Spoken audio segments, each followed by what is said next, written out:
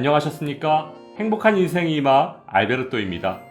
보건복지부 산하 재정계산위원회가 만 65세 이상 소득 하위 70%인 현행 기초연금 대상자 선정 기준을 바꾸자고 정부에 제안할 계획이라고 밝혀져 큰 파장이 예상되고 있는데요.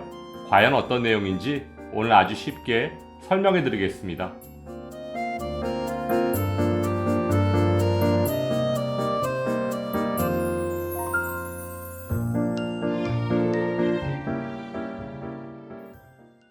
최근 한 언론사의 단독 보도에 따르면 보건복지부 산하 재정계산위원회는 조만간 보건복지부에 제출할 최종 보고서 초안에 현행 만 65세 이상 소득 하위 70%인 기초연금 수급 대상 기준을 바꿔서 기준 중위소득 몇 %와 같은 새로운 수급자 선정 기준을 정하자고 제안할 것이라고 보도했습니다. 이와 같은 재정계산위원회의 제안은 2023년 현재 624만 명이 받고 있는 기초연금이 노인빈곤 해소라는 원래의 취지에 맞지 않는다는 문제의식에서 출발한 것으로 보여지는데요. 얼마 전 국민연금공단의 자료에 따르면 올해 기초연금은 단독가구 기준 소득인정액이 202만 원 이하면 받을 수 있는데 이는 근로소득에서 기본공제 108만 원, 추가공제 30%를 적용하고 있는 현재의 상황 속에서 계산상으로는 396만 원의 월급을 받아도 기초연금을 받을 수 있다는 것입니다. 또한 윤석열 대통령은 2023년 현재 32만 3,180원인 기초연금 월 급여액을 임기 내 40만 원까지 인상하는 방안을 지난 대선 과정에서 공약한 바 있는데요. 이와 관련해서 재정계산위원회 회의에서는 기초연금을 40만 원까지 인상하더라도 소득 하위 계층부터 우선 인상하는 방안이 거론되었습니다. 이는 실제로 기초연금이 노인 빈곤율을 7.3% 감소하는 효과가 있다는 국민연금연구원의 자료가 있긴 하지만 여전히 기초연금만으로는 저소득층 소득 보장엔 한계가 있다는 것이고 윤석열 정부의 공약대로 기초연금을 40만 원까지 인상한다고 해도 2023년 생계급여 수준인 58만 3,444원보다 낮은 수준인 것입니다.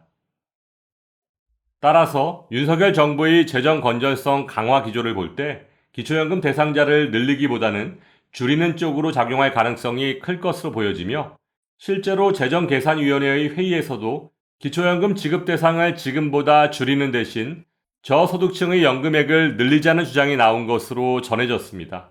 하지만 당장 지급 대상자를 줄이는 방안에 대해서는 반론이 나오면서 구체적인 지급 대상자 선정 기준 등은 보고서 초안에 담지 못한 것으로 알려졌는데요.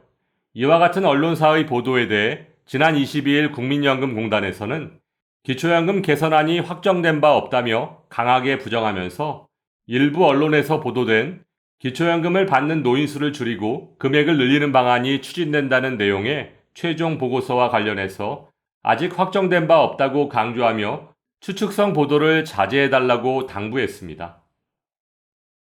이와 같은 국민연금공단의 정정 보도에도 불구하고 기초연금의 지급 대상은 줄이고 지급 금액은 늘리는 내용의 최종 보고서가 제출될 것이라고 예상되는 이유는 재정계산위원회의 위원장을 맡고 있는 김용하 교수를 포함한 13명의 민간 전문가들 대부분이 기초연금의 선택적 복지를 주장하는 분들이기 때문입니다. 실제로 지난 8월 20일 열린 재정계산위원회의 20차 회의에서 국민연금의 소득 보장을 주장하던 두 위원이 부적절한 처사라며 퇴장까지 하는 상황이 벌어진 것을 보면 재정계산위원회의 구성 자체가 균형을 잃었다는 것을 보여주고 있다고 할 수 있습니다. 그렇다면 향후 국민연금과 기초연금의 연금개혁은 어떻게 진행될까요? 먼저 재정계산위원회에서는 8월 30일 공청회를 열어 의견 수렴을 거쳐 9월 중에는 보건복지부에 최종 보고서를 제출하게 될 텐데요.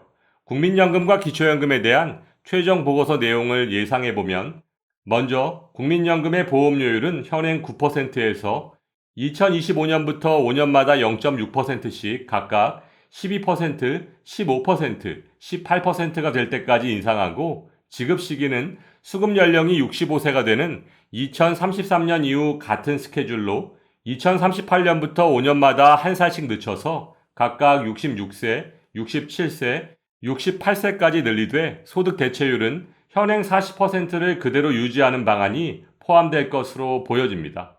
쉽게 말해서 국민연금을 더 많이 내고 더 늦게 받아야 하지만 받는 금액은 그대로인 국민연금 기금의 재정 안정을 최우선 목표로 한 방안이라고 할 수 있습니다.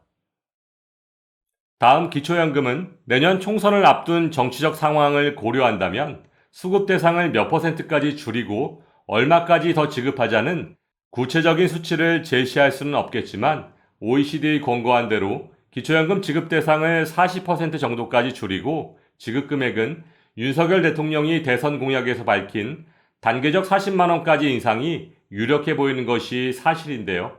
아무튼 이러한 내용을 담고 있는 최종 보고서가 9월 중 보건복지부를 통해 정부에 제출되면 국무회의를 거쳐 10월 중 국회에 제출될 것입니다. 이렇게 오는 10월이 되면 국회에는 보건복지부에서 제출한 모수개혁 계획안과 국회연금개혁특별위원회에서 제출한 구조개혁 계획안이 제출될 것이고 이를 토대로 국회에서 연금개혁의 방향이 최종 결정될 텐데요. 현재 국회의 분위기를 정리해보면 여당인 국민의힘은 윤석열 정부와 뜻을 맞춰 국민연금을 더 내고 더 늦게 받지만 받는 것은 똑같은 재정 안정에 초점을 맞추고 있고 기초연금은 지급 대상은 줄이고 지급 금액은 늘리는 선택적 복지를 주장하고 있습니다. 또한 야당인 민주당은 국민연금 보험료율 인상에는 동의하지만 소득 대체율은 늘리는, 즉 국민연금을 더 내고 더 받는 노후소득 보장에 초점을 맞추고 있고 기초연금은 노인 전체에 지급하는 보편적 복지를 주장하고 있는데요. 현재 국회의 과반 의석을 확보하고 있는 민주당의 보편적 복지안이 국회 본회의를 통과할 가능성이 높아 보이지만 본회의를 통과하더라도 선택적 복지와 연금기금의 재정 안정에 대한 확고한 의지를 갖고 있는 윤석열 대통령이 거부권을 행사하면 결국 보편적 복지안은 그대로 부결될 수밖에 없는 상황인 것입니다. 2022년 말 기준 국민연금 월평균 급여액이 58만 원 정도인 상태에서 기초연금 대상자를 줄이고 저소득층에 더 두텁게 보장하는 선택적 복지를 추진하려면 국민연금의 보장 수준을 강화하고 노인의 경제 상태 개선 등이 먼저 확인되어야 할 것입니다.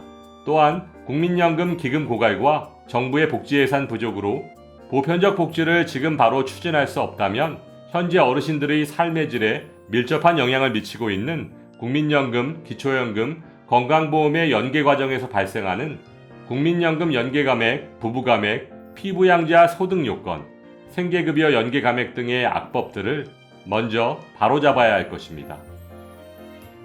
연금개혁의 골든타임이 지나고 있습니다.